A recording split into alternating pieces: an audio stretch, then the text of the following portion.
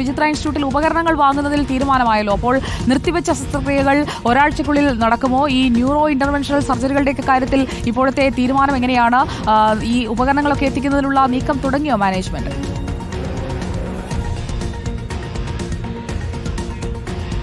സുജയ, ഏറ്റവും വലിയ ഒരു അനാസ്ഥയാണ് ശരിക്കും ഈ ശ്രീചിത്ര ആശുപത്രിയിൽ സംഭവിച്ചത്. കാരണം 2023 ആണ് അവസാനമായിട്ട് കരാർ പുതുക്കി എന്നുള്ളതാണ് ഡോക്ടർമാർ അടക്കമുള്ള അധികൃതരുടെ ഭാഗത്തു നിന്നും നമുക്കറിയാൻ കഴിഞ്ഞത്. കാരണം കാലോചിതമായിട്ട് ഈ മെഡിക്കൽ അല്ലെങ്കിൽ ശസ്ത്രക്രിയയ്ക്ക് ഉപയോഗിക്കുന്ന ഉപകരണങ്ങളുടെ വില കയറ്റം ഉണ്ടാവുക സ്വാഭാവികമാണ്. അത്തരത്തിൽ ഈ വിലക്കയറ്റത്തെ തടഞ്ഞു നിർത്താൻ വേണ്ടിയിട്ട് ഇവർ ചെയ്തത് ഈ കരാർ പുതുക്കാതെ തന്നെ 2023 തൊട്ട് ഈ 2 വർഷക്കാലവും ആ വിലയിൽ തന്നെയാണ് ഈ ഉപകരണങ്ങൾ ഉപയോഗിച്ചുകൊണ്ടിരിക്കുകയായിരുന്നു. അങ്ങനെയാണ് കരാറുകാർ സ്വാഭാവികമായിട്ടും പിൻവലിയുകയും ആ ഉപകരണങ്ങൾ കിട്ടാതെ വന്നതോടുകൂടിയാണ് കടുത്ത ക്ഷാമത്തിലേക്ക് പോയത്. പക്ഷേ ഇത് സംബന്ധിച്ച് വ്യക്തമായിട്ടുള്ള വിവരം സഞ്ജയ് വിഹാരി എന്ന് പറയുന്ന ഡയറക്ടർക്ക് ഡോക്ടർമാർ കൃത്യമായിട്ട് തന്നെ കഴിഞ്ഞ വ്യാഴാഴ്ചയിൽ തന്നെ ഈ നിർദ്ദേശം നൽകിയിരുന്നു. ഇനി മുന്നോട്ട് ഈ ഒരു രീതിയിൽ പോയി കഴിഞ്ഞാൽ മെഡിക്കൽ പ്രതിസന്ധി അല്ലെങ്കിൽ ശസ്ത്രക്രിയ നടത്തുന്നതിൽ ഒരു പ്രതിസന്ധി ഉണ്ടാകുമെന്നുള്ളത് ഈ വിഷയത്തിൽ ഡിവൈഎഫ്ഐ അതുപോലെ യൂത്ത് കോൺഗ്രസ് അടക്കമുള്ള പ്രവർത്തകർ പ്രതിഷേധമായി രംഗത്തെത്തിയിരുന്നു. കഴിഞ്ഞ ദിവസം കേന്ദ്ര സഹമന്ത്രിയായിട്ടുള്ള സുരേഷ് ഗോപി എം പി നേരിട്ടെത്തി ആ വിഷയത്തിൽ ഈ പരിഹാരം കാണുകയായിരുന്നു. അദ്ദേഹം പറഞ്ഞത് ഒരാഴ്ചയ്ക്കകം എല്ലാ ശസ്ത്രക്രിയകളും വീണ്ടും പുനരാരംഭിക്കുമെന്നുള്ള ഒരു ഉറപ്പാണ് നിലവിൽ നൽകിയിരിക്കുന്നത്. അതിന് പുറമെ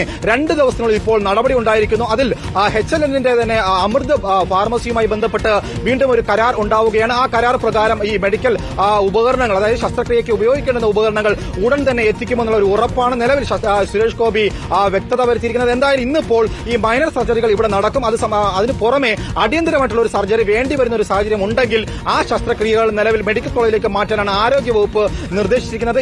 ഇതിനു വേണ്ടിയിട്ടുള്ള എല്ലാ സജ്ജീകരണങ്ങളും ആരോഗ്യവകുപ്പ് മെഡിക്കൽ കോളേജിൽ ഒരുക്കിയിട്ടുണ്ട് എന്നുള്ളതും രോഗികളെ സംബന്ധിച്ച് ഒരു ആശ്വാസകരമുള്ള കാര്യമാണ്. കാരണം കന്യാകുമാരി, സേലം അടക്കമുള്ള ഭാഗങ്ങളിൽ നിന്ന് ധാരാളം രോഗികളാണ് കഴിഞ്ഞ ദിവസം ഇവിടെ എത്തിയത്. ഇന്നലെ മുതൽ ഈ ആഴ്ച വെള്ളിയാഴ്ച വരെ 25 ശസ്ത്രക്രിയകളാണ് ശ്രീചിത്രയിൽ നടത്തേണ്ടിയിരുന്നത്. ആ ശസ്ത്രക്രിയകളെല്ലാം തന്നെ മുടങ്ങിയിരിക്കുകയാണ്.